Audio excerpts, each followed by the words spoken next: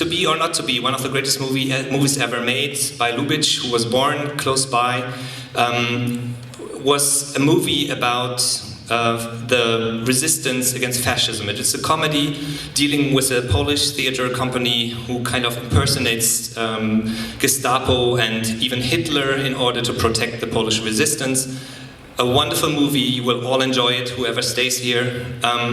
My first question for the evening is a comedy a meaningful weapon against totalitarianism and against terror in times like these, with all the terrorists bombing European cities now? Can you imagine a comedy taking place right now? Absolutely. But I would like to begin, if you allow me a little bit theoretical, very short speech, with nonetheless avoiding the greatest mistake, which is automatically celebrating comedy, or rather more generally laughter, as in itself liberating. If there ever was a book, and the film made upon it, with which I disagree, it is Umberto Eco's The Name of the Rose. You know, this idea that the second part of Aristotle's Poetics about comedy is too subversive, and so on and so on. I claim that already from ancient Greece we can learn the lesson. One would have thought Sparta was militaristic, disciplined, Athens, merry, common, and so on. But you know that it was the opposite. To protect the democratic spirit in Athens, in debates on the square, it was forbidden to make jokes, not to make fun of your opponents. While in Sparta, humiliating opponents was a well-elaborated ritual. Like, to amuse their public, the Spartans, the ruling class, took some of those half-slaves without rights, made him drunk or fed him with some drugs, and then they let children to kick that person, to humiliate him, and so on and so on. And it doesn't only, it started there, but then look at all the strategies that we have of laughter, of making fun in a brutal way, from brutal modes of humor, like read Stalin's speeches. It is extremely brutal humor, making fun of Trotsky's Bukharinists and so on. All this English upper class brutal humor, or the cynical humor, where precisely you signal through humor that you do not take seriously your own ideology. And the interesting thing is that I was obsessed by this in my own country, ex-Yugoslavia, where, I don't know how it was here in DDR-Zeiten, but where it wasn't simply that the majority of the people did not take the ruling ideology seriously. It was much more radical. And here things get tragic. It was a condition to be part of the, let's call it, inner nomenclatura circle, not to take the ruling ideology seriously. I had in early 70s 2 friends who worked at the Central Committee, part of the party, part of some cultural subcommittee, and they lost their jobs. Why? Because they really believed in self-management socialism, and for those in power this was taking the ruling ideology seriously meant the first step towards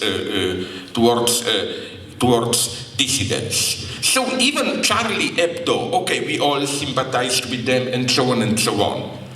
But if we abstract from those attacks, I think what they were doing was precisely this, apparently irreverent, but really clownish making fun, which perfectly fitted those in power, and nobody really was worried about it. But there is, and now we come to Lubitsch and so on, there is another type of humor. Did you ever think about this strange fact that practically all, there are just a couple of really great films about concentration camps, Holocaust, and so on, are comedies? What does this mean? I think it means something very precise, that for the horror which reaches beyond tragedy. Because, tragedy is never really terrifying to the end. Tragedy has a tragic hero, which means you still retain some minimal dignity so that you can do the heroic gesture. I'll rather die, kill me, and so on. But imagine a scene like this in Auschwitz, or Gulag, or whatever. Let's limit ourselves to the above-named popular place, Auschwitz. Imagine a Nazi shouting at a Jew, and a Jew stands up, kill me, but I will never. It's ridiculous. The situations were too horrible in Auschwitz. You concede too much to the Nazis. This is why, and I've written about it in a very problematic way, but I'm proud to tell you that in Israel I developed this, and people who were there with numbers that would agreed with me, that the concentration camps were so horrible that for them the only way to survive it was to experience it as a kind of a dreamlike comedy. Literally, all those crazy gestures and so on. You know what I mean? It was too horrible to be tragic. And I will tell you now an example which is breathtaking. I couldn't believe it. Some of my Bosnian, don't worry, I will not speak too long, I'm approaching. Yeah. Some of my Bosnian friends told me that that now in Bosnia there is a whole series of Srebrenica jokes. That city which was slaughtered and so on. But now comes the catch. Not by other Bosniaks making fun of it, but by the survivors from Srebrenica. And some of jokes are totally tasteless, but I like them because they are so tasteless. One is, for this you have to know, in ex-Yugoslavia, when you went to buy the meat, you said half kilo of beef and if it's not for the soup, they usually asked you with or without bones. Because the idea is the beef soup is better when you add bones, no? So, okay, you have to know this to know the joke. The idea is a guy from Srebrenica emigrated, then he returned there to Srebrenica after the war and said, oh my God, I would like to buy a piece of land here. What is the price? The answer he gets, it depends. Do you want it with bones or without bones? Bones of the corn. But you know what's my point? I don't think this is cheap making fun of. But there is a deep insight in it, then things are too tragic to play this for me, I'm sorry, precisely out of my respect for victims of Paris and so on. It gives me to throw up all this. Je suis Paris, we are all Paris now, and this solidarity and so on and so on. You can do this from a comfortable distance, but when you are there in it, sometimes to make a totally tasteless joke is the only way to survive. And my friends for Sarajevo were telling me the same story. When Sarajevo was under siege, it was crazy, dirty, sexual innuendos, jokes all the time. And you know who knew this? Hegel, my beloved Hegel, with this I will end. When Hegel talks about the passage from tragedy to comedy, for Hegel is a good Hegelian, if there ever was one, comedy is always the higher stage than tragedy. Why? It's not just historically that you had great Greek tragedy and then later comedy. No. Comical moment for Hegel, and here we come to Lubitsch and to others, emerges already in the middle of tragedy. Hegel has a wonderful example. Antigone. There is a scene when Antigone is condemned, isolated, then she delivers a speech. Here is a rough translation. I've heard about a guest of ours, daughter of Tantalus, and then, she describes some mythical creatures from Greek mythology, how they suffered, chained to a rock, and so on, comparing herself to them. You know what's Hegel's reading? It's incredibly contemporary. It's that this is a comical moment. Why? Because Antigone is already her own PR agent. She already is thinking like, oh my God, I must invent a good image of myself, how I will be perceived. And what is she doing? This is Hegel's definition of comical moment. When you are a certain person on stage, but then you act as if you observe yourself from the outside and made impossible comments. This is why, even when it's not funny, Brecht is immanently comical. What's the great Brechtian scene? That an actor comes on stage and says, I'm a bourgeois journalist. I'm paid to confuse and corrupt working class. Now I will do the... You know that you do something, but at the same time, from an impossible neutral position, you reflect on it. And that's, I think, but in a much more subtle way. Our great friend who is sitting there, I think, Lubitsch, knew this. Which is why I claim that the film that you will see, To Be or Not to Be, is all about this. All the Nazi jokes are as if, they are all... And you know what's the most subversive comical device in the film? This touches precisely what I was improvising about, Lubitsch's To Be or Not to Be. First, you think it's just the Polish actors who improvise and imitate in an exaggerated, stupid way the Nazis, that they act the Nazis. But all the best jokes occur, I will not bore you, you will say, that when then the real Nazi comes, like that concentration camp Erhard, he in a way imitates himself. He's even more ridiculous, Nobody is himself. A good Nazi is acting a good Nazi, and so on. Already at the beginning of the film, after the famous Heil myself, Hitler, the director accuses an actor, he says, but listen, you're not like Hitler. You're just an ordinary guy who tries to be Hitler. And the actor asks, but this was Hitler. An ordinary guy who wanted to act like Hitler. And can I conclude with a really dirty joke that I learned in Palestine, but it's not dirty.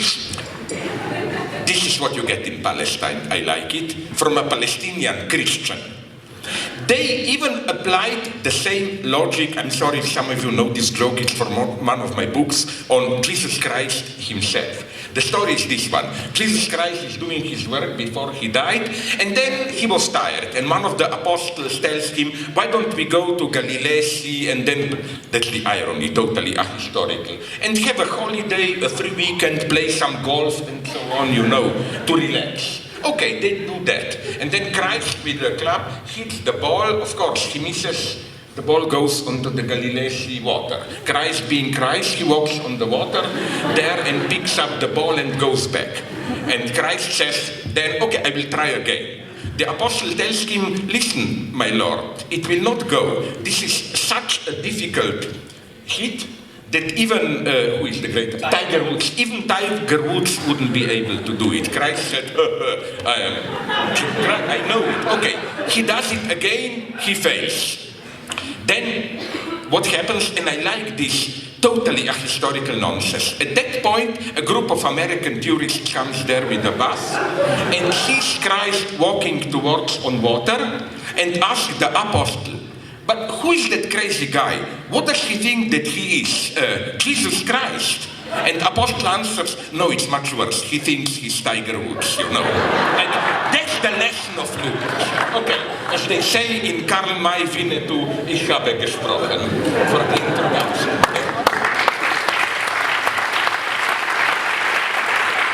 Friends used to call him Fidel. It will not end like this. For me, it will not end well, I know. They call you concentration camp. No. Just returning to that scene. But now, I want to very softly, gently oppose you a little bit. I think that this procedure, that great dialogue, but if you pick us, don't we bleed? But I don't like the underlying message, which is, aren't beneath our skin all the same humans? Once I imagined, and admitted this is the dirtiest dream you can imagine, that they were to capture Hitler or some of this, and then he would say, but look at me, I'm not a demon. If you prick me, if you tickle me, I will laugh. If you prick me, there will be blood. I'm sure Hitler would say two things. The first thing he would say, this is always what racists say, this pseudo-concrete approach, Hitler would have said, oh, you looked at things out of context, you know. You should put things into context, what we are doing to the Jews, you know. And the second thing he would have said is like, okay, we did some strange things, but remember, I like, you know, Hitler liked, although he was a vegetarian, he liked a little bit of chicken in his spaghetti, he liked whipped cream, like, am I not human like you? So I think this reference, this is ideology at its purest. This reference to, you know, warm human beings that we all are beneath the mask of ideology. And that's what I like about this unfortunate book of yours. You know, she's my wife, so first I had great, I was afraid, great resistance to that book. Like, my male chauvinist race is like, wait a minute, I write the books in the family. What will she do to mess with it? No? But then I must say, unfortunately, and it deeply hurt me, because then my next line of defense was, let her write the book, it will be a total shit, you know. Then, okay, it never ends. Now the book is starting translated, now what remains to me as man, I don't know. But what I wanted to say is that some of the stupid critics attacked you that people, characters, are not real characters, but too much of cliches. But I think there is a deep truth in it, and although I'm not totally uncritical of Brecht, this is what he knew well. It's not that the cliché, the mask that you have, is a mask of some deep subjectivity. It's often the opposite. Your truth is in your mask. And all this inner wealth of personality or whatever is here to mask, to obfuscate the horror that you are really doing. You know, here I am X-Files partisan. The truth is out there in what you are doing, not in the inner stories you are telling yourself about it. I would absolutely agree, and maybe this but it doesn't solve you from what I told you. No, I know. Gulag is my... yes, sure, no problem. I can wear that mask proudly. Yeah. But to repeat my old joke, just this, but you know, you are my good friend. Which means, in Gulag, you should be so glad for this. You will be there in Gulag, I will be in Moscow, in Central Committee, and you know what? I will show my friendship. You know, in Gulag, you get, on Sunday, that disgusting borscht, cabbage soup with one rotten fish in it. And I will phone them, you will get 2 bowls of soup every Sunday. Will you not be glad? I will be so glad, and actually you can have my bones on this land, and afterwards... Sorry, let's go. It's important what you already mentioned, this paradoxical link between love and appearance, how the true love is always on the surface, but in this paradoxical sense that there is more truth in the surface than in what is behind. For example, maybe Jela, you can help me, which is that Lubitsch, or maybe you also know, film, where a love story, but which begins like 2 people, each married with another one, find themselves in a taxi by mistake, and the man or the woman says, my God, if somebody looks at us, we appear as an old married couple, like you are reading a newspaper, I am looking into my purse or whatever. And I think this Lubitsch was the master of this game of appearances, where all of a sudden you think you are playing the game, but then all of a sudden you discover the game is more real than the stupid psychological reality behind. And even, although I'm sorry to disappoint you, although I'm here running against today's stage, but even if in this great opposition, Jane Austen versus Emily Bronte, this Comedy of Manners, where I'm absolutely romantic, Emily Bronte. But in one, I don't know which one, is it Mansfield Park, Jane Austen novels, you have this wonderful idea of a group of young people oppressed, they cannot talk openly, decide out of boredom to stage a play. But then, let's say I love you, it's oppression, I cannot say it. But as if by chance, I play a role, part of which is to say, I love you. You know, and this is what Lacan meant, that truth has the structure of a fiction. I think, so I don't believe in psychological reality behind. And the last thing, when we already went to horror, even the Holocaust and comedy, this is why when I say great films about concentration camp are comedies, I fanatically, decidedly do not mean La Vita è Bella by Benigni. You know why it's a fake? Because at the end, you are not supposed to laugh. At the end, when the son discovers that his father really sacrificed himself, you have this totally fake, serious moment of sympathy and so on. Okay, I have a whole analysis why that movie is wrong, but I would say that it's wrong because it plays this false game of appearances. Let me make a mental experiment with you, very brief one, don't be afraid. I'm obsessed with this, an idea of how to make the film much better. You know what's the basic story? Father and son are arrested, Auschwitz, and in order to enable the son to survive, father invents a myth. This is just a big competition. We can leave at any moment we want, but if we persist to the end, you will get a big prize, whatever. Wouldn't it be even much more, I don't like the word tragic, but desperate film, if at the very end, when he's taken to be shot, really, father, played by Benigni himself, were to discover that his son also knew the truth all the time, but that he just pretended to believe his father to make it easier for his father. You know, so that what my good friend Robert Fowler, the theorist of interpassivity, developed, there would have been an illusion which would have worked socially without anyone believing in this illusion. Nobody has to believe, but socially it would have worked. That would have made a much better film. Which is why I think if you look for a good Holocaust comedy, is it Lina Wertmüller or Liliana Cavani who did Pasqualino Sette Bellezze? It's a totally desperate film, Giancarlo Giannini, a cheap Italian seducer who discovers in Auschwitz that the only way for him to survive is to seduce the capo, who is an extremely ugly, fat woman, and then it's the most tasteless sexual act. And then what's so nice is that he survives, but doing horrible things, and at the end there is no redeeming, crying or whatever. It's just when the laughter stops, it's just not even despair, just total despair, silence, or whatever, you know. That's what I find so interesting, that, you know, behind laughter there is just despair. And again, that basic message which you find even in a cheap comedy, but strangely I liked it, Jim Carrey, The Mask. You know, this idea that the true passion, it's not, listen, I played this game with my son because I was a horrible father. Once I approached him with a mask, he was terrified, he was 4 or 5 years old.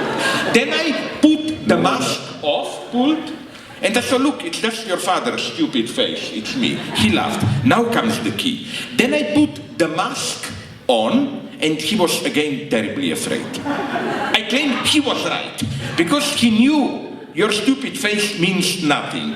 The mask, that is your truth. Are you deeply impressed? I'm deeply impressed. You know, next time we meet, I get you another mask, you know, so the Stalin mask, and then you can show me off. Appearance. What you can do if you have a son, just... I play with him like this. Yeah, I do that. Okay, that's agreed. Talking about appearances and what they can do with a couple to fall in love. I think the scene you mentioned is from Heaven Can Wait. I think it's in there, but I'm not completely sure. We have a great scene in a Lubitsch movie where appearances begin... She knows more about Lubitsch she does. than me. Yes. She does. The other one is... You know, yes, that's the basic story. They become a couple, robbing rich people, partners, lovers. Then they plan to rob a rich woman, and real love emerges between the hero, Herbert Marshall, and her. And you know what I like about this? We have this usual idea of a crime or transgression that we live in our daily life, it's inert life, ordinary pleasures, and then you do something something daring, transgression.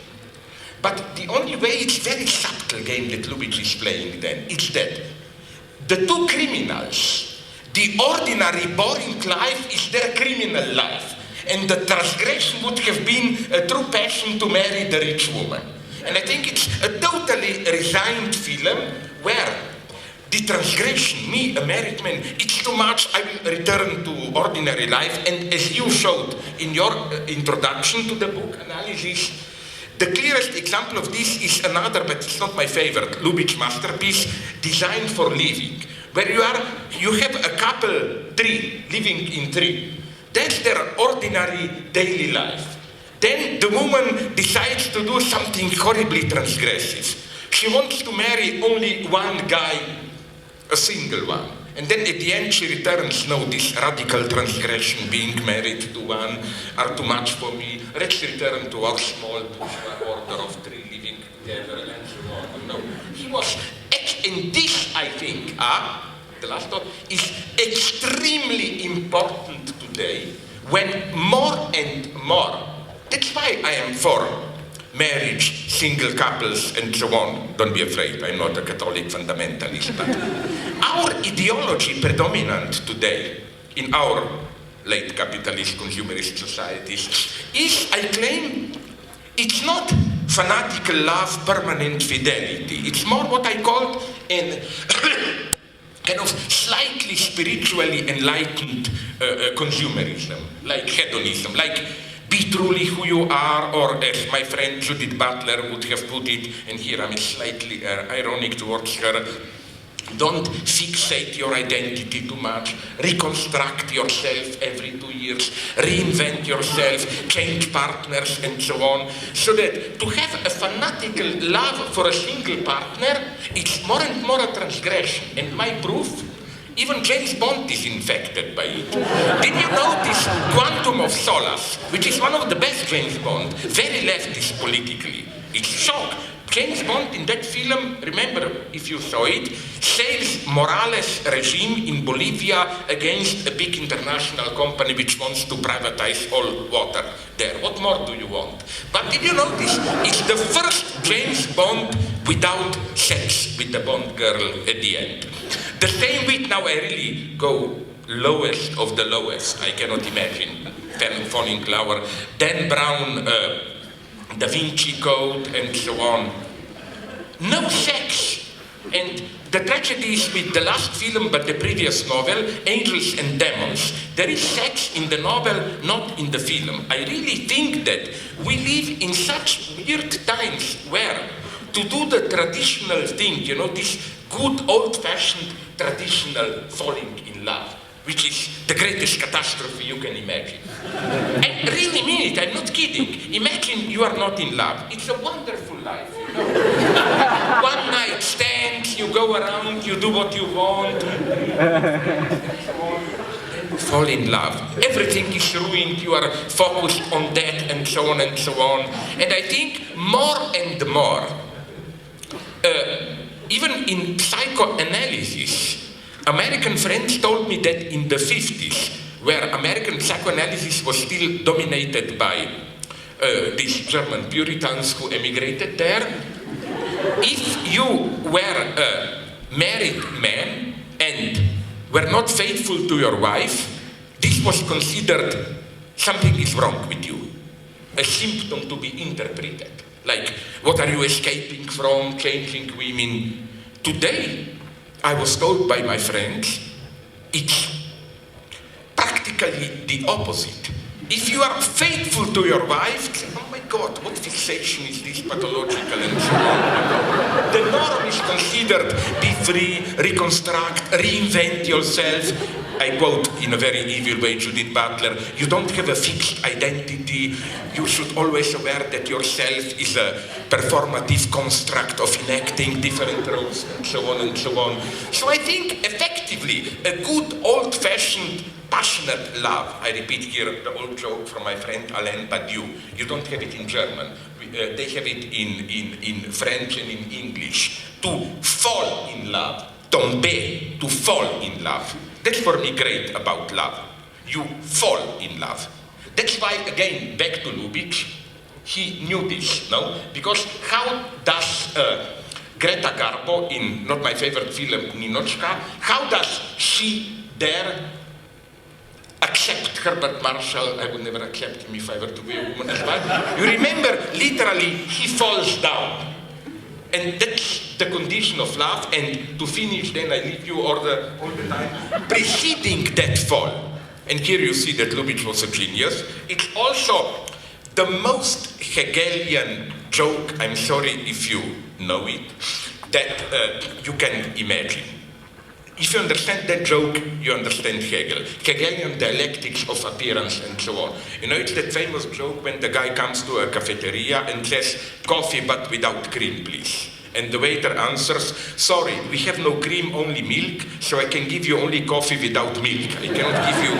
You know, this is what Hegel meant by bestimmte Negation. Like, you know, coffee without cream is materially the same, but it's not symbolically the same. No, immediately, I see you are nervous. But what I want to say is that if you, but most of you are too young, I remember from early socialist times in Poland, they had the same political joke, you know. The idea is you come to the store and ask, for example, I don't know, do you have butter? And they tell you, no, you are in the wrong store. We are the store which doesn't have oil. The store which doesn't have butter is the one across the street and so on. And no, this is, again, and this is how ideology functions today. They mostly don't lie at the level of facts, but they lie at this no, they give you coffee. You think it's coffee without cream? No, it's just coffee without milk. Okay, read my books if you want to know what this means.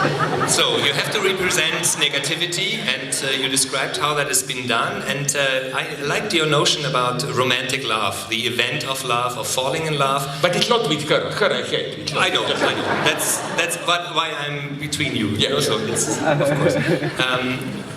Sorry, can I add something pure laughter? So you know, you see the madness where reality is becoming comical.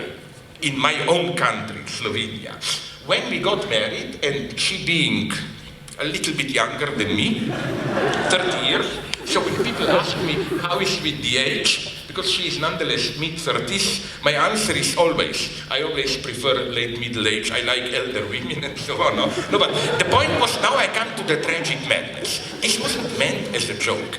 The right-wing media repeatedly claimed that this proves that I am a, Freemason.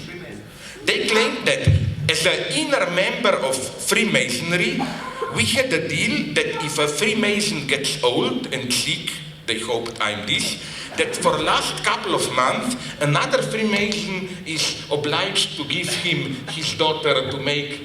So now I'm very lucky. I got promising her father that I will soon die, but I'm still here. That's the comedy of reality. Hegel meant by the dialectic of contingency and necessity. Something happens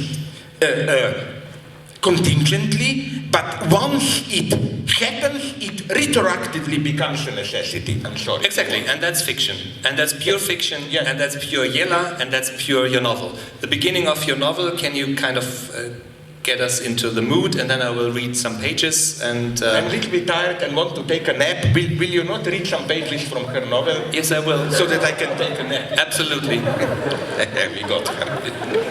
You are living dangerously now. Sorry? I know. I don't even imagine what will happen this evening in the hotel, how she will meet me.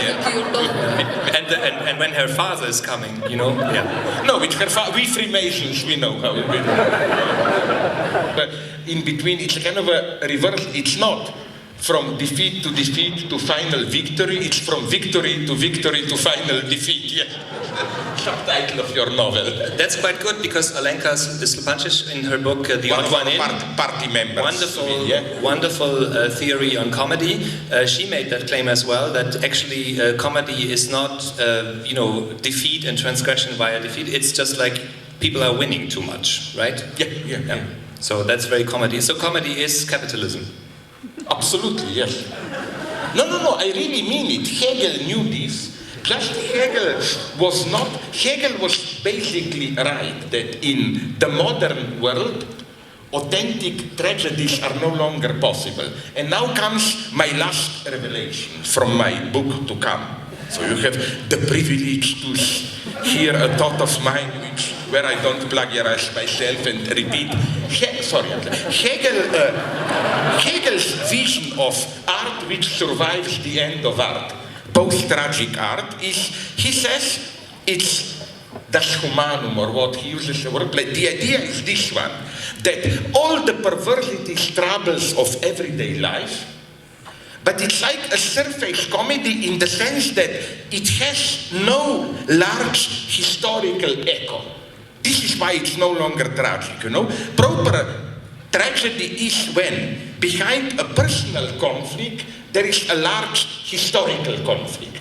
Modernity versus conversion. But Hegel says that since reason has won, all problems, defeats are simple, accidental singularities. Like it can be very painful if, I don't know, if you or I'm not even here, get cancer, but the only way to make it a half tragedy is to do this ecological research thriller. I got cancer because I was drinking water which was poisoned by a company. But if it's just cancer, you know, it happened to me in a totally contingent way. And the way Hegel described this universe of today's fiction were just these endless complications. Friendships get broken, love affair, but nothing historical happened. I think Hegel was the first theorist of telenovelas, of this TV miniseries. Because what's the point of all that? Cheers or whatever, Desperate Housewives. It's just this everyday conflict without great historical dialectic behind it, you know. So Hegel really knew this. And I spoke with a Hegelian philosopher in Brazil who told me Brazilians knew this. There are Hegelian Brazilians who already saw this Hegelian aspect of telenovelas.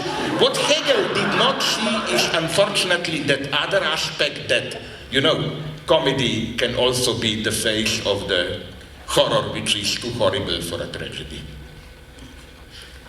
Don't now pretend that you are deeply impressed and thinking about it.